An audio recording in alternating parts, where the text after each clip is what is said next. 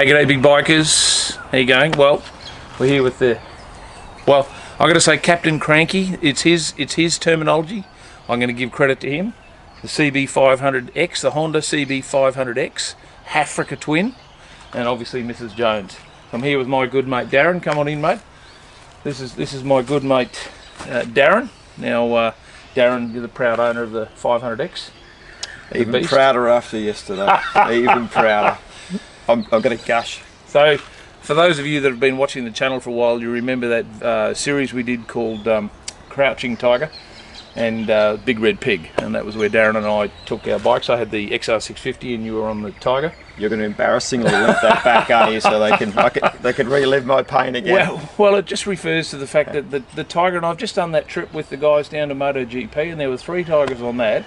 And I've got to say, after the trip we did, I wasn't that impressed with the Tigers, but after the trip I did with the guys on the MotoGP, they redeemed themselves. And you reminded me it was just the hide now that caused the problem. It was just the rider. It was just the rider that was the problem, because these guys could ride. Well, I don't know. I don't think you should be putting too much kind of down on yourself. But that tyre was pretty ordinary. And we were trying to get places that you shouldn't have gone with a bald hide now. One in particular, wasn't it? No, the Killer Pro track. So the whole purpose that Darren and I got together with our bikes this time was we were going to go and revisit that trip. You got a new bike and try it out, new tyres, everything's capable. And so we met up at Bellingen here in, what is it, central New South Wales, Central Coast? What just 20 minutes out, so southwest of Coffs Harbour. Okay, so halfway kind of between Sydney and the New South Wales Queensland border. So kind of, you know, so we hooked up here because we wanted to go and revisit that track, that unfinished business. It's been, how long's it been? It's been a long time. Good couple of years. Yeah. It was unfinished business, right? You should have dried out by now. That was the plan. That was the other problem. One of the dramas that's happening in Australia at the moment, these incredible bushfires, and you know, one of the things that people talk about is, you know, the big bushfires everyone was getting concerned about in Brazil was like 125,000 square acres or hectares. So far in Australia it's 970,000, nearly a million square hectares of bush has been burnt. It's still growing. And they've new fires every day.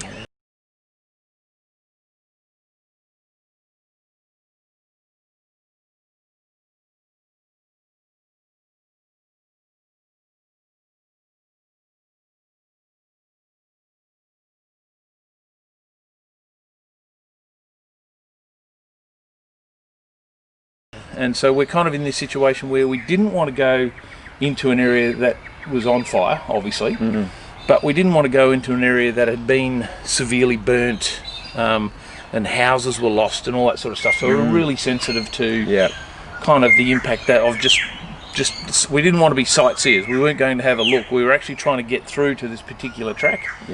And as it turns out, we had, you know, well, I mean, the little 500 did great. I mean, let's start with the little 500. Even with a 17-inch front wheel, did some amazing stuff. And we went in some tracks, but we went through some pretty scorched earth, didn't we? Yeah, we did. And like you were saying, it wasn't the plan. It just so happened that we'd been waiting for 2 years to do this.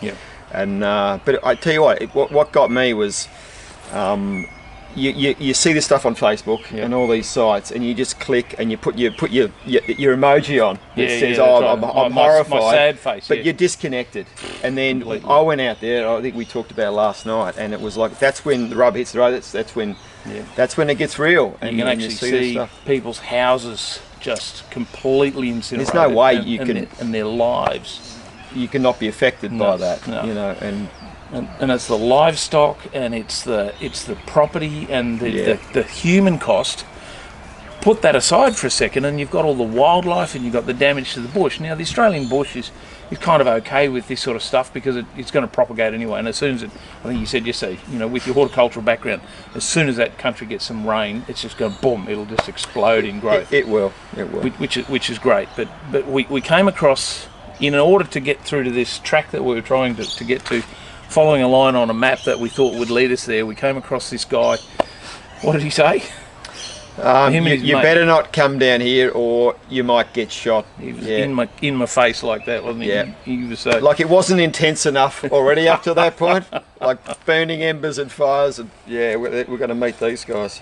I mean, we turned around pretty quickly, just because we knew that we were, you know, in their space, and we were kind of imposing, but they were pretty upset and very suspicious, and just wanted. I can say Deliverance Country, but you can't. It's your channel. But there was banjos thrumming down the valley at that stage, and you get that feeling, don't you? Just probably shouldn't be here anymore. Let's bug out. And people have got some special private stuff going on. You don't know what it is, but the feeling says.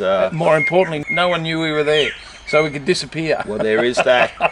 Did you reflect on that last night? I did too. And yeah, you know, no one knew. Yeah. There were no phone signals. So anyway, we little hole in the backyard. We bugged out, and we ended up going up into the forest and up into that up across this great ridge. Fantastic country. Yep.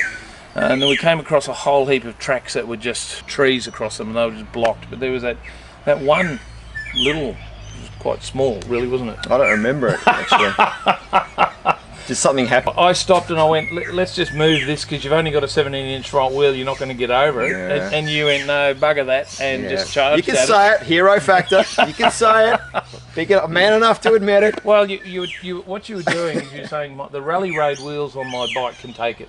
Yeah, exactly. I'm just thinking about sponsorship with Rally Raid. If I can get over this log with a 17-inch front wheel, you can do anything. I got a new set of suspension. When we look back at the footage, the log wasn't that impressive. But at the time, downplay it. No. At the time, it was pretty exciting. And you've just charged that thing, and I'll run a bit of footage. You know, it was great, and the way that you cat-like reflexes allowed you to leap back up off the ground after. It was all that burnt bamboo we'd gone through. It was Crouching Tiger, Hidden Dragon. Absolutely, I felt like that was kind of a continuation martial art roll out of it. Yeah. But it was, I tell you, some of that country through there was just absolutely.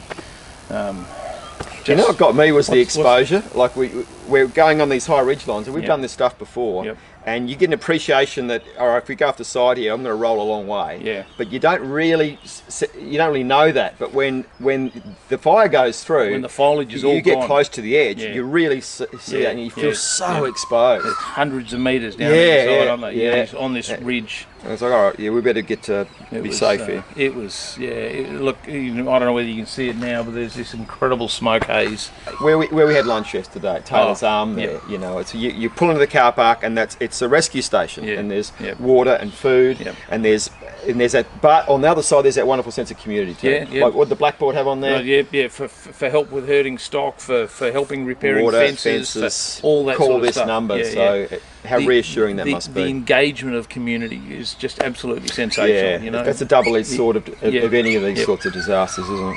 Terrible thing to happen. Lots and lots of property destroyed, and we just hope, if you're a big bike subscriber and you're out there and you're affected by that, we just wish you all the best, because it's just you know, there's a long road ahead, but you know, the rain will come, won't it? It's got to come. Yeah, and look, we talked about that yesterday too. It'd be really lovely to go back and do a shoot, and to remind people that at this moment it's not good, and it's bad financially and environmentally, but this is a country that's developed for this, really, and it'll be remarkable to go back there after a month after rain, and see it exploding with life. Yeah, and it's such great country to ride in as well. It's remarkable country, and I know, like you mentioned with your recent desert run, you know, it's even closer, isn't it?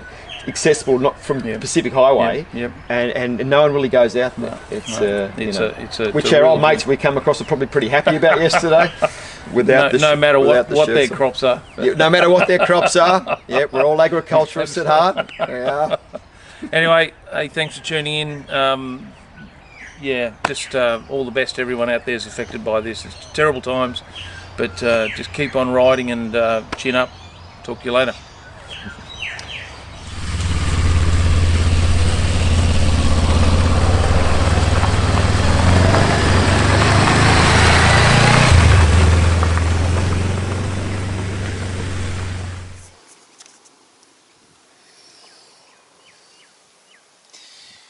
Now, mate, I'm just a bit concerned. You've sold your KTM 690. Well, and you bought a hazard, and you bought a Honda. Unreliable bikes, but I've never come across that in my life on YouTube. And you bought a Honda. Now, look, in all fairness, I think the KTM in its right place in the shed is a really good bike.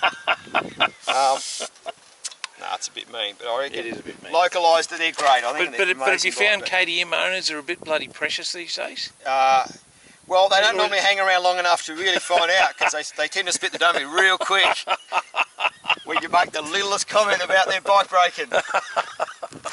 Which kind of says to me that it must be true. That's the weird thing.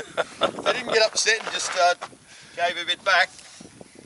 Now they kind of just confirm it, really, don't they? Oh, well, you know, we're sitting here on the roadside after having a ride through this. Just look at this. We might as well be in Beijing. Look at that.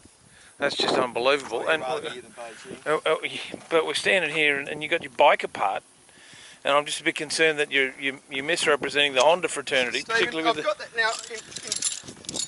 In Honda world, having the seat off isn't exactly having your bike apart, mate. I've got to call it like it is, brother. It's access to the toolkit. It's not broken down. I was waving, not drowning. Waving, not drowning. I think maybe in KTM world, I'm about to replace the rocker cover. That's what this means. This is first step. Yeah.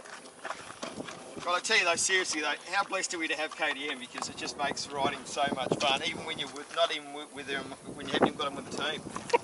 You don't even have to have them here. So you're just talking up all your recent additions from your rally raid, eh? So just give it a bit of a ride, give it a shakedown, go and tighten everything up again. Well, it just had a bit of a, with that 17-inch front wheel, everything tends to shake a little bit more with the 21. So just want to make sure everything stays put. Captain Cranky would be very impressed with this.